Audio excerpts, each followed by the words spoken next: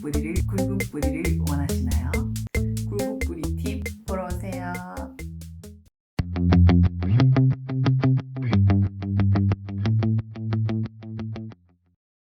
안녕하세요. 리버티김입니다. 네, 오늘부터 제가 이제 실내 가드닝을 시작하게 되었는데요. 옥상에서 겨울을 날 수 없는 제라늄들을 실내로 모두 들여놨습니다. 그래서 실내에서 가드닝을 할 때 기초적으로 조금 해줘야 될 것들, 그리고 겨울을 안전하게 잘 보내는 방법의 간단한 팁을 설명해 드릴 건데요. 그 중에서 지난 영상에 소개해드렸던 녹소토 삽목 하는 거를 조금 더 뿌리를 보여드리고자 한번 삽목을 가져와 봤습니다. 이거는 녹소토 삽목된 거고요. 이거는 일반 물꽂이 삽목입니다. 그래서 이번에 제가 지피는 삽목을 하지 않았기 때문에 비교를 할 수 없지만, 그래도 일단은 녹소토와 물꽂이 정도를 비교해드리고자 가져와 봤습니다. 굵은 뿌리를 원하시나요?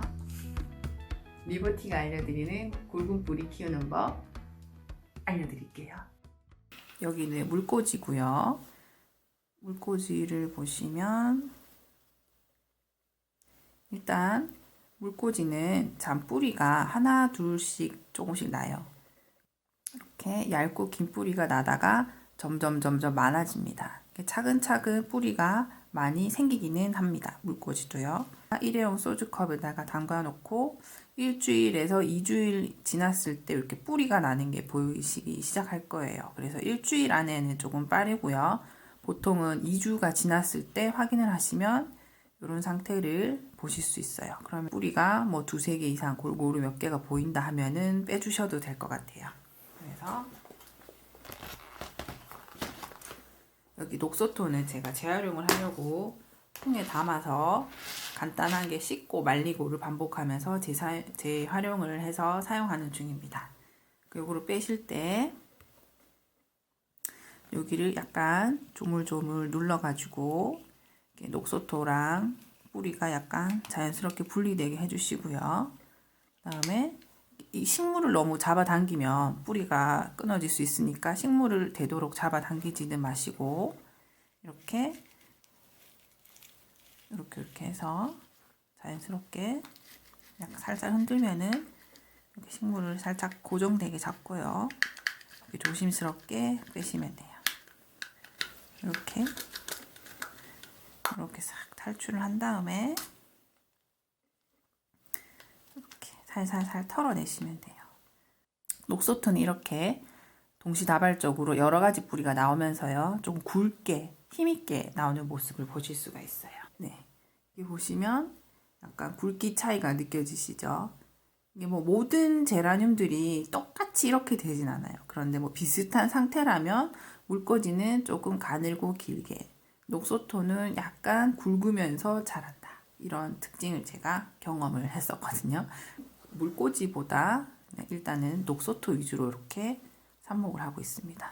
또 2-3일 정도 더 지나면은 뿌리가 더 많아질 수도 있는데, 이게 또 녹소토에 물이 찬 상태이기 때문에 물에 눅눅하게 너무 노출이 되다 보면 오히려 뿌리가 다시 사그라들 수도 있거든요. 물러지는 뿌리가 생길 수도 있으니까 흰 뿌리가, 건강한 뿌리가 조금 많이 났다 싶을 때는 적당할 때 빼서 흙 적응을 시켜주는 게 좋습니다.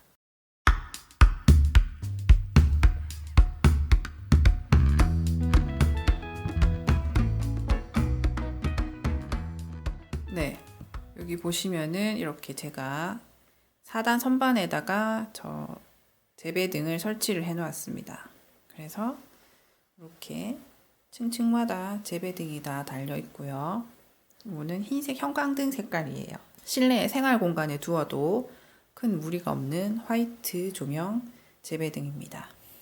그리고 여기는 그 식물 전용으로 이렇게 파장이 있는 빨간색과 파란색이 섞여 있는 식물 재배등이에요. 근데 이것의 단점은 눈이 아프기 때문에 생활 공간에 두기는 조금 적합하진 않고요. 저도 이거를 이렇게 식물 상태를 살필 때는 끄고 이렇게 식물 상태를 살피고요. 필요한 시간에만 켜두고 타이머 설정을 해놓았어요. 그래서 기본 8시간에서 10시간 정도는 재배등을 쬐어야 어느 정도 효과가 있기 때문에 타이머를 사용해서 재배등을 쬐어주고 있습니다. 이렇게 4단 선반에다가 활용하시면 식물이 좀 많이 들어갈 수 있겠죠.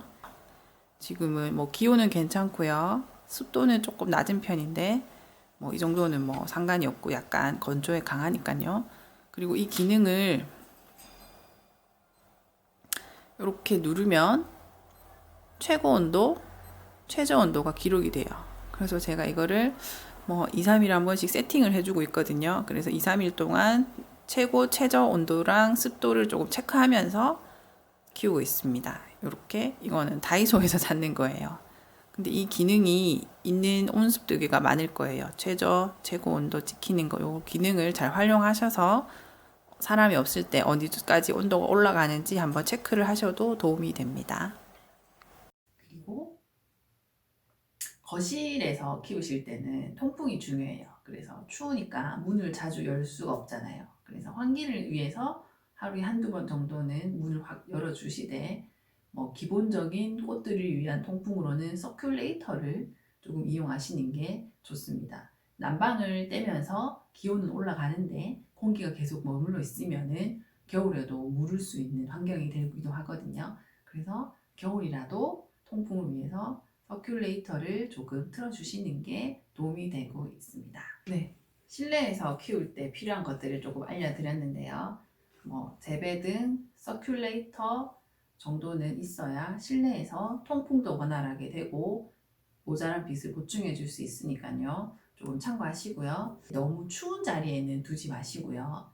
그 다음에 유리창이 얼 정도로 추운 날씨에는 냉해를 입을 수 있기 때문에 다음날 최저 온도가 막 유리창에 얼고 영하로 많이 떨어진다 하실 때는 제라늄 자체에다가 신문지 이렇게 살짝 덮어두시면 냉해를 조금 피할 수가 있어요. 그래서 꽃 자체에다가 얇은 신문지 한두 장을 덮어주시면 차가운 공기는 많이 피할 수 있으니까 참고하시면 좋을 것 같습니다. 이렇게 저도 이제 실내 가드닝을 다시 시작했는데요. 그래도 뭐 재밌어요. 건강한 잎을 보는 재미도 있고 뭐 간혹 겨울에 꽃이 잘 피는 종류도 많거든요. 그래서 또 신나게 겨울 가드닝을 준비해 보고 있습니다. 네, 여기까지 오늘 리버티 김이었고요. 감기는 항상 조심하시고요. 다음 영상에서 또 찾아오겠습니다.